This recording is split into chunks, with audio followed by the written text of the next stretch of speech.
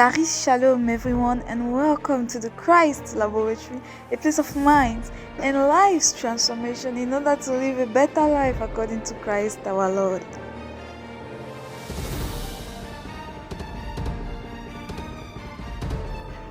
Charis Shalom, grâce et paix à vous au nom de notre Seigneur Jésus-Christ et bienvenue au laboratoire de Christ. Le frère Raphaël à votre service. J'espère que vous allez bien. Nous sommes en train de parler sur le thème le mystère sur le jardin d'Éden. Et précédemment, nous avons vu l'union entre Christ et son Église au verset 23 du chapitre 2 du livre de Genèse. Nous avons montré comment est-ce que par la mort de Jésus-Christ et par sa résurrection, l'Église est née. Et quand je parle de l'Église, je parle de nous. Donc nous allons continuer ce matin en prenant un autre passage dans le livre de Colossiens le chapitre 1. Colossiens le chapitre 1. Nous allons lire à partir du verset 21. Je lis. Or, vous, autrefois, vous étiez exclus de la présence de Dieu. Vous étiez ses ennemis à cause de vos pensées qui vous amenaient à faire des œuvres mauvaises.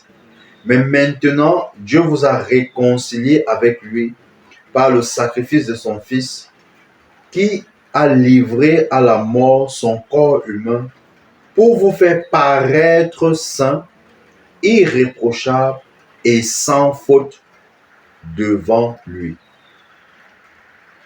Par le sacrifice de Jésus, par son sacrifice à la croix, il nous a fait paraître. Il a donné naissance à des enfants spirituels que nous sommes. Prenons le chapitre 2. Chapitre 2, verset 9. Car c'est en lui, c'est dans son corps qu'habite toute la plénitude de ce qui est en Dieu. Verset 10. Et par votre union avec lui, vous êtes pleinement comblés, car il est le chef de toute autorité et de toute puissance. C'est aussi dans l'union avec lui que vous avez été circoncis, non d'une circoncision opérée par les hommes, mais de la circoncision que demande le Christ et qui consiste à être dépouillé de ce qui fait l'homme livré à lui-même. Vous avez été ensevelis avec le Christ par le baptême, et c'est aussi dans l'union avec lui que vous êtes ressuscités avec lui par la foi en la puissance de Dieu qu'il a ressuscité des morts. Et vous qui étiez morts à cause de vos fautes, et parce que vous étiez des incirconcis, des païens, Dieu vous a donné la vie avec le Christ. Donc quand Christ est ressuscité, nous sommes ressuscités avec lui. Il a donné naissance à l'Église. Et cela s'est officialisé de manière humaine lors de la Pentecôte, la descente du Saint-Esprit. C'est ce jour-là que naît l'Église. Parce qu'il fallait que les disciples attendent le Saint-Esprit, qui devait les capaciter, leur donner la force pour pouvoir accomplir l'œuvre à laquelle ils étaient appelés. Nous revenons dans la Genèse.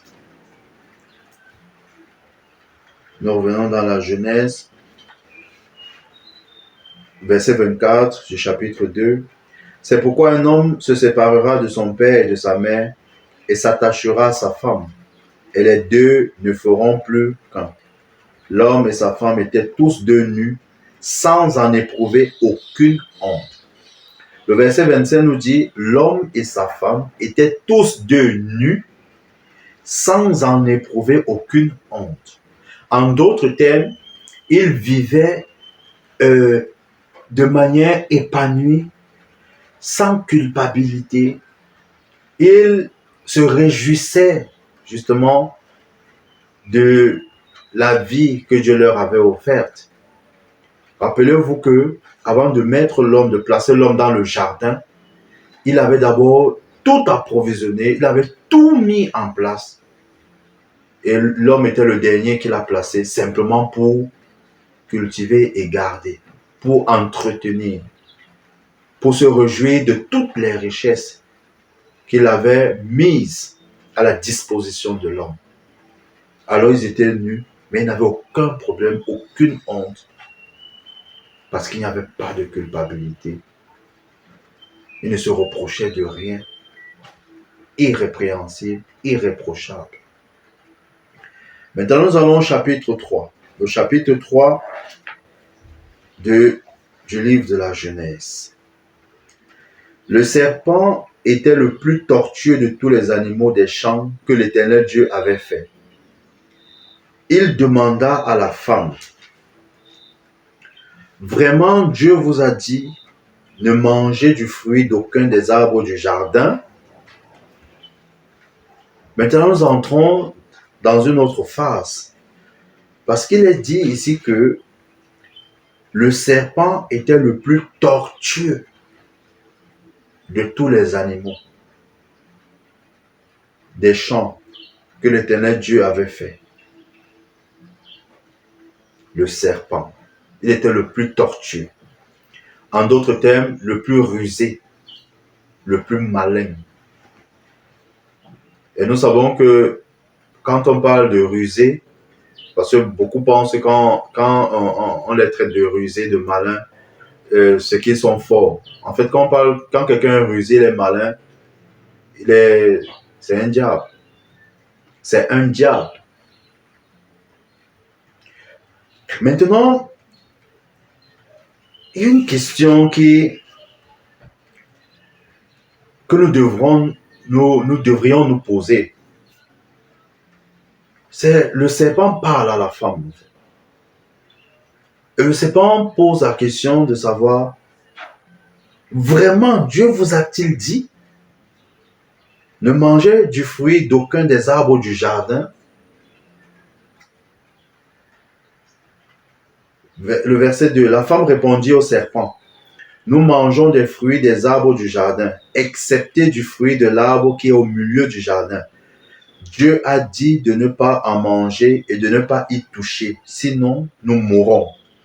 Alors le serpent dit à la femme, mais pas du tout, vous ne mourrez pas. Arrêtons-nous un moment. Ce serpent, déjà il parle et il pose des questions. Il a une raison, il raisonne avec la femme. C'est un serpent intelligent. Et l'autre question que j'ai envie de poser, c'est quel type d'animal ça, qui raisonne et qui est capable de remettre en question la parole de Dieu.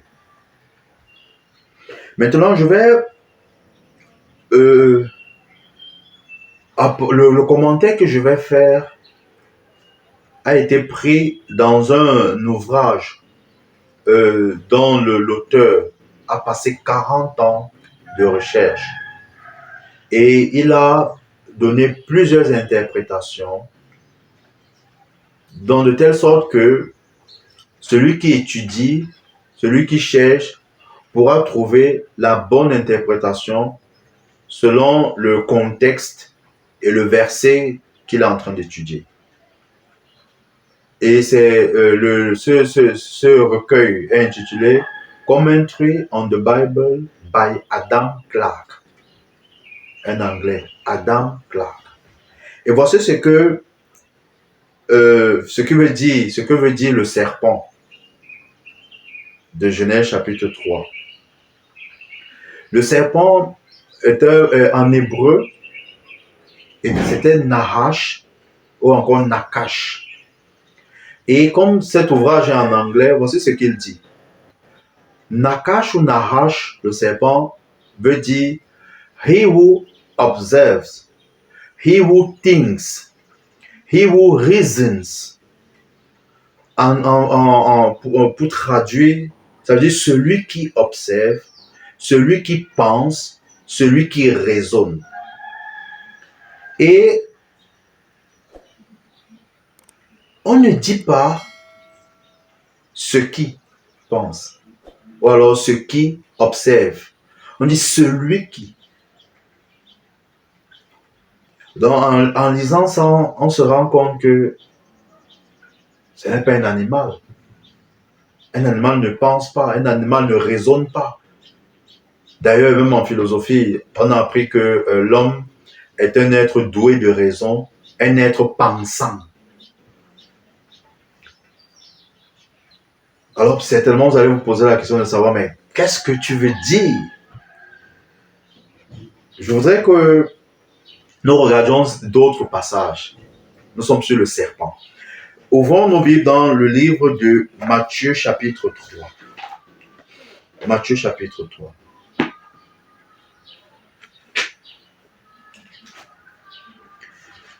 Matthieu chapitre 3, le verset 7. Il est écrit: beaucoup de pharisiens et de sadducéens venaient se faire baptiser par lui. Il leur dit: espèce de vipère. Je vous rappelle que je suis en train de lire dans la version Le Semeur. Espèce de vipère, qui vous a enseigné à fuir la colère de Dieu qui va se manifester. Espèce de vipère, qui vous a enseigné à fuir la colère de Dieu qui va se manifester. Ça, c'est Jean-Baptiste qui parle. Jean-Baptiste qui demande qui a appris à ces scribes et pharisiens à fuir la colère de Dieu. Et Jean-Baptiste baptisait les gens dans les eaux du Jourdain.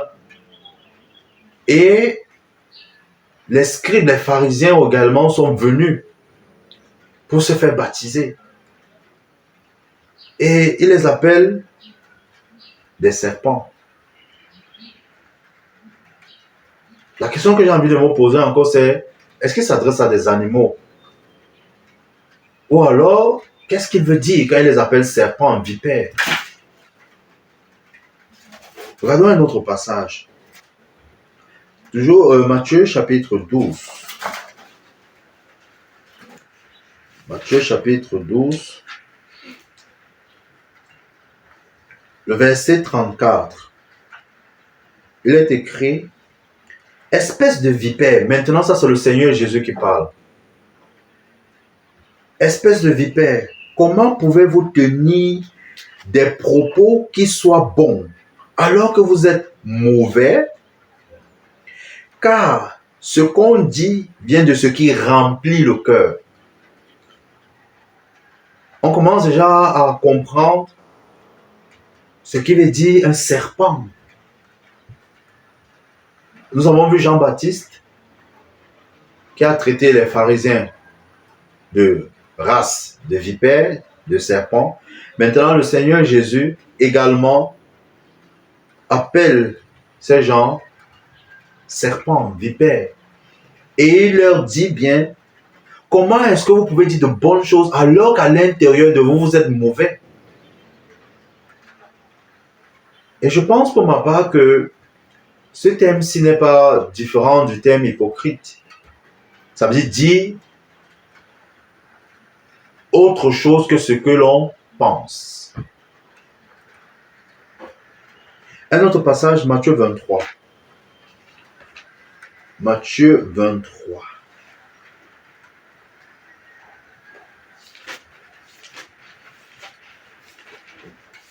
Matthieu chapitre 23.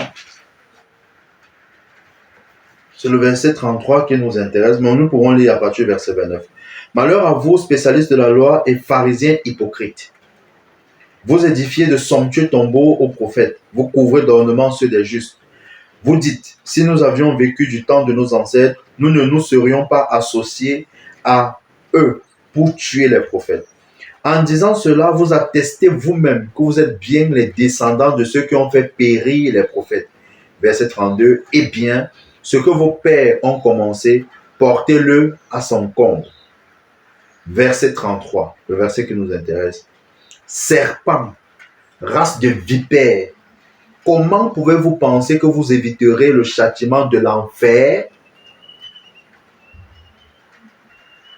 Serpents, race de vipères, comment pouvez-vous penser que vous éviterez le châtiment de l'enfer? Ça, c'est toujours le Seigneur Jésus qui parle aux pharisiens. On les appelait les spécialistes de la loi. Vous avez vu, à partir du verset 29, il les traite d'hypocrites. Vous tuez.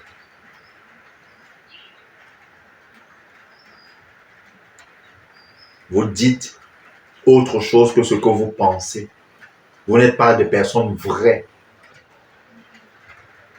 Quand vous lisez tout le chapitre 23, Jésus passe le temps à traiter ces gens d'hypocrites. Des gens faux, pas vrais.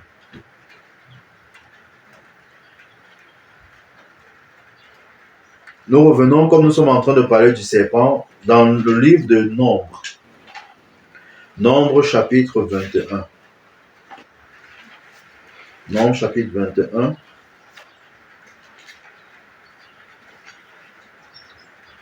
Nous lisons à partir du verset 6. Ou alors, prenons à partir du verset 4 pour avoir le contexte, l'histoire. Les Israélites quittèrent la montagne de Hor par la route de la mer des roseaux pour contourner le pays d'Édom. En cours de route, le peuple se découragea. Ils se mirent à parler contre Dieu et contre Moïse, en disant: pourquoi nous avez-vous fait sortir d'Égypte pour nous faire mourir dans le désert? Car il n'y a ni pain ni eau, et nous sommes dégoûtés de cette nourriture de misère. Voici un peuple qui était en captivité en Égypte, qui se plaignait, qui murmurait, qui souffrait. Et Dieu envoie son serviteur Moïse les faire sortir, les délivrer du pays d'Égypte. Et la nuit sortait, ils étaient contents, ils ont célébré Dieu, ils ont dit merci à Dieu pour cette délivrance-là. Mais voici ce même peuple qui se plaint du fait qu'ils n'ont pas de pain ni d'eau, alors qu'ils se nourrissaient chaque jour de la manne que Dieu leur donnait. Ils disaient qu'ils sont fatigués de la manne, ils veulent autre chose. Ils ont commencé à murmurer contre Dieu et contre son serviteur Moïse. Verset 6. Alors l'Éternel envoya contre le peuple des serpents venimeux qui les mordirent, et il mourut beaucoup de gens d'Israël. Le peuple vint trouver Moïse en disant: nous avons péché lorsque nous avons parlé contre l'Éternel et contre toi. Maintenant, veuille implorer l'Éternel pour qu'il nous débarrasse de ces serpents. Moïse pria donc pour le peuple. L'Éternel lui répondit: fais-toi un serpent en métal et fixe-le en haut d'une perche. Celui qui aura été mordu et qui fixera son regard sur ce serpent aura la vie sauve. Maintenant, il y a quelque chose d'intriguant. Ce qui est intriguant, c'est que le peuple a péché, justement, et Dieu a envoyé les serpents pour les piquer. Et beaucoup en sont morts. Et pour les guérir, pour les sauver de cela, Dieu demande encore à Moïse de se faire un serpent en métal. La version le sommet dit un métal, d'autres parlent de l'airain ou de bronze. Ils ont été mordus par les serpents. Et la solution, c'est d'ériger un serpent sur un bâton, de telle sorte que tous ceux qui seront mordus, lorsqu'ils vont regarder à ce serpent-là, ils vont être guéris. Justement, en étudiant, parce que nous sommes sur le mystère qui est révélé par le Saint-Esprit, bien évidemment, nous voyons justement le type et l'antitype. nous voyons le premier Adam, le deuxième Adam. Le premier Adam, qui est celui-là qui apporte la mort, qui tue, ces serpents venimeux qui ont tué. Et le deuxième Adam, lui par contre, qui apporte la vie. Nous l'avons lu dans 1 Corinthiens 15, du verset 45 au verset 49. Le deuxième Adam qui apporte la vie. Et nous voyons déjà le Seigneur Jésus-Christ qui doit mourir à la croix. Celui qui lève sa tête, qui regarde à la croix, est sauvé. Restez connectés pour la suite.